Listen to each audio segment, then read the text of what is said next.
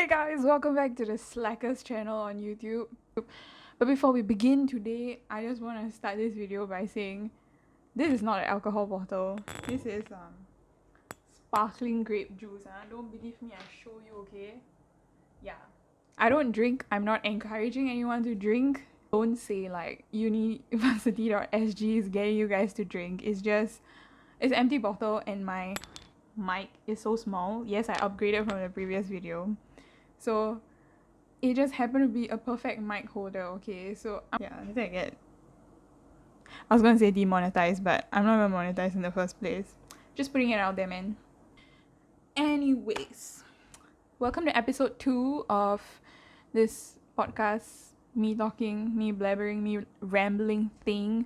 Today we're gonna be talking about something so interesting. I don't think it's that interesting. It's just shout out to one of you guys who watched my previous video and you said that you wanted to hear about how to deal with bad results. So today we're gonna talk about how to deal with A-level results, any type of results you get.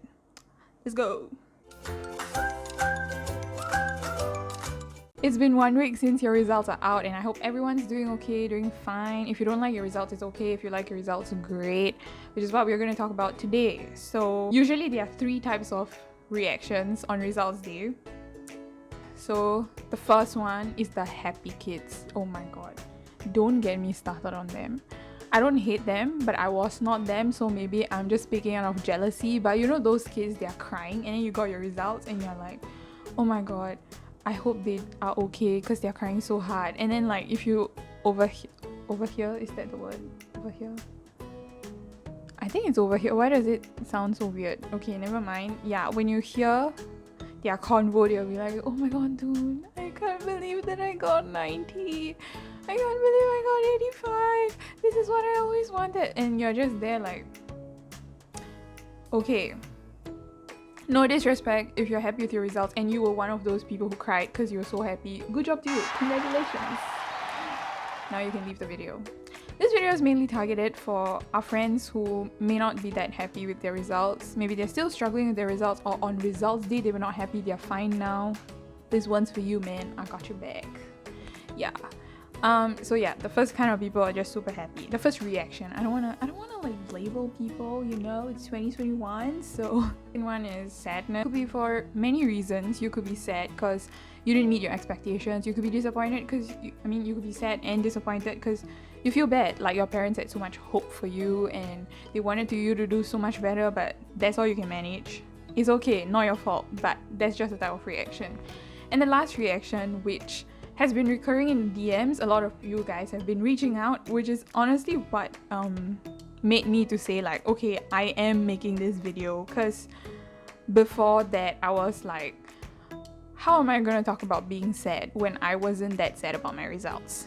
And then a lot of people have been reaching out saying that you've been feeling a third type of way, which is feeling numb. Yeah, the feeling of not feeling anything at all. That's a reaction to not reacting itself is a reaction. So 3 reactions, okay? And if you're happy, I don't think you even want to watch this video, but stick around, man, stick around. Who am I to say to leave? Yeah, and if you're sad and hopefully this video, there's at least one thing you can take away from this video, I hope, because the previous video, my mom watched it and she said you only said one useful thing. I just want to say, if you're like all these reactions, even if you're being happy, sad or numb, they're all completely normal and you're not the only one feeling those things, especially the numb people. Like, I feel the numb people don't talk about being numb, you know, like they don't go around saying like, I don't feel anything. You just feel this sense of like, I think there's something wrong with me because this result's not so good, but it's not so bad either, but I should feel something and you don't feel anything. So you may be feeling guilty, you may be feeling like I should be feeling something. So I just want to put it out there that all of these reactions are normal, and that's what we're going to talk about today. My sad, disappointed and numb homies out there, how to deal with it, how to deal with these feelings that you're not really sure of.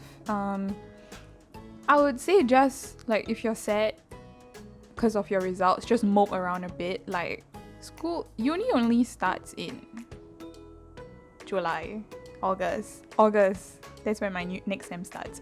Uni only starts in August, and I actually don't know when uni applications deadline is, but it shouldn't be like in a few days, I think. I don't know. Please enlighten me in the comments. But basically, you have enough time to mope around and validate your feelings. Like, don't feel like you cannot be sad or you cannot not feel emotions, because A-levels is a big thing in your life at this point, and for some people it could be the biggest thing ever, and that's all you ever know. So it's going to be such a huge like change for you to suddenly say, I'm not going to care about it. Okay, just mope as long as you want.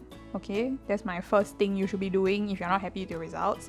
And the second thing is to slowly accept it. By accepting, I don't mean like, oh, whatever, man, like whatever the results may be, I'm cool. No. And don't have regrets. That's what I mean by accepting. I feel a lot of people who are disappointed by their results, it's very easy to fall into the pitfall. Like, your mind suddenly become those like flashback movies, and then suddenly you're in flashback mode, and like this one moment of you playing around when you should be studying comes up, and you're like, if I studied that one moment, I could have done so much better.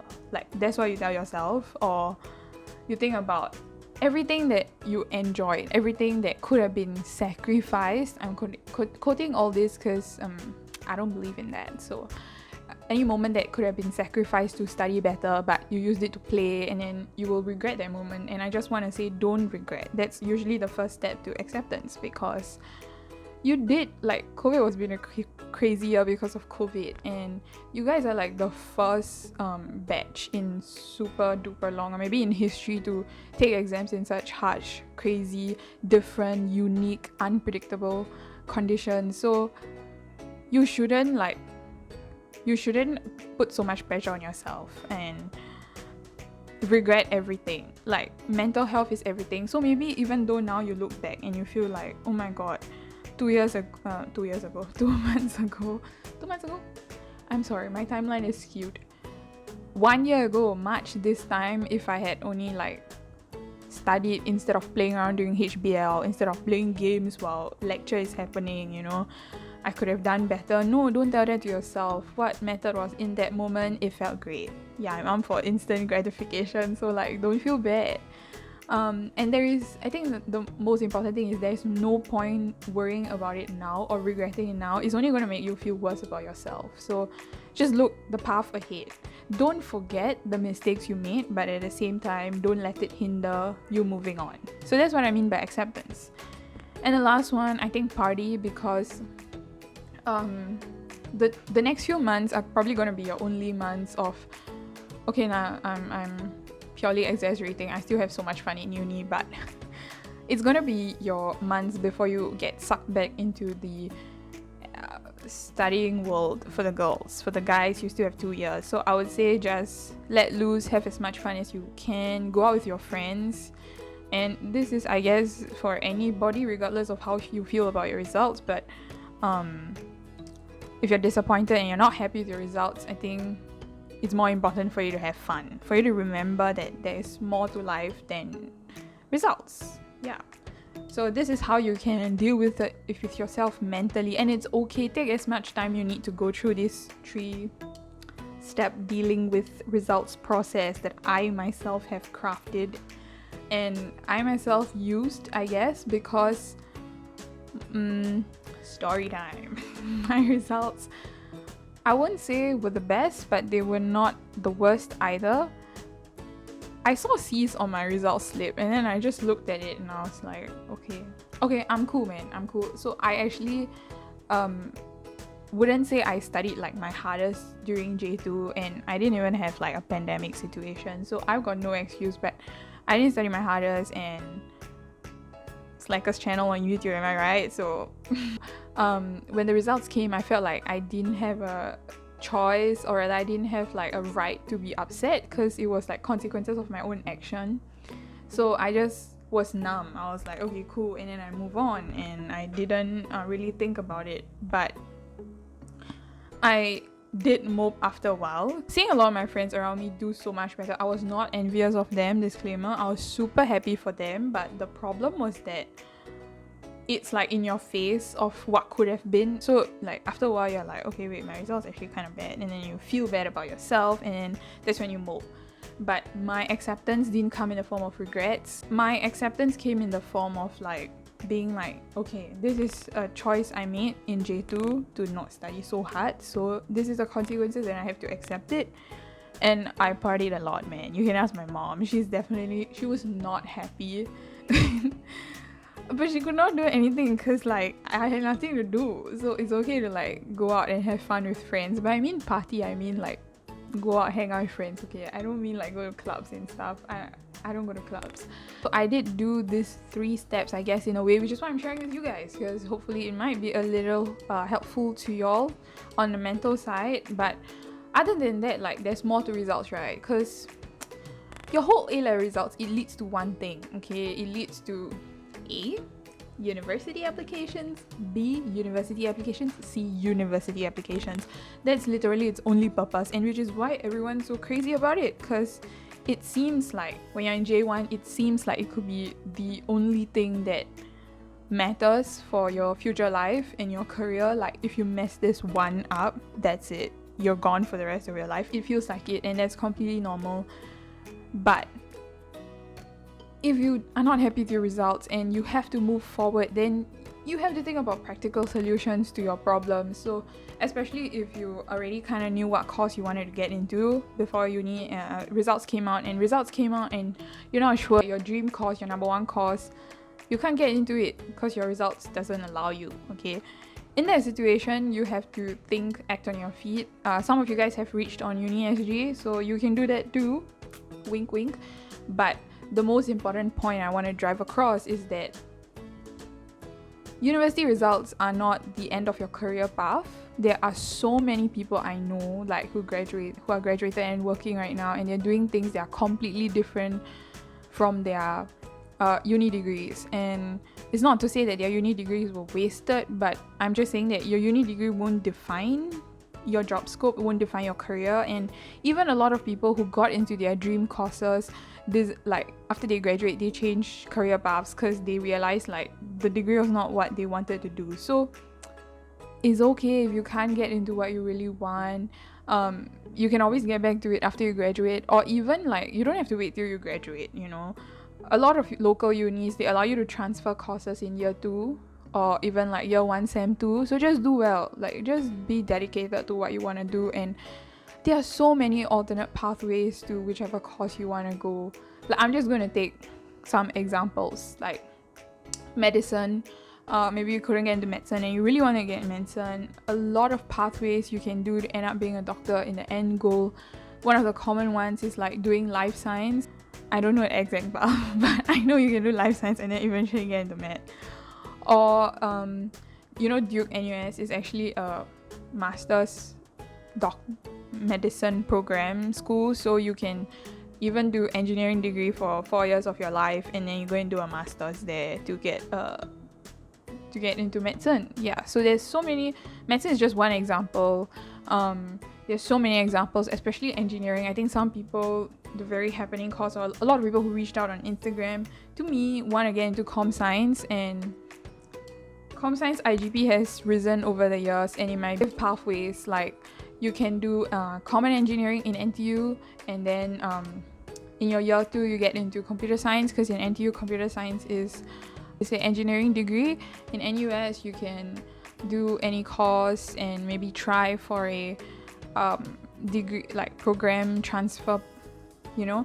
So there's so many different alternatives. It all depends on like how much research you put into it and finding out if you can make the change, you know. A lot of times we are so upset because we cannot get into the course we want, not because the grades are bad necessarily, you know. Yeah, so in that case, just remember there are so many alternative routes to do what you want to do, and just shake it up. Your results is more like a stepping stone. It can make things easier for you, but it can, if you don't get what you want, it can also make things harder for you, but it doesn't like make it impossible. That's pretty much what I've been trying to say. I hope this video helped you in how to deal with your results, and I just want to like end off with a few points. In the grand scheme of things, A levels is really a very, very small part in your life. Like, trust me when I say this, okay?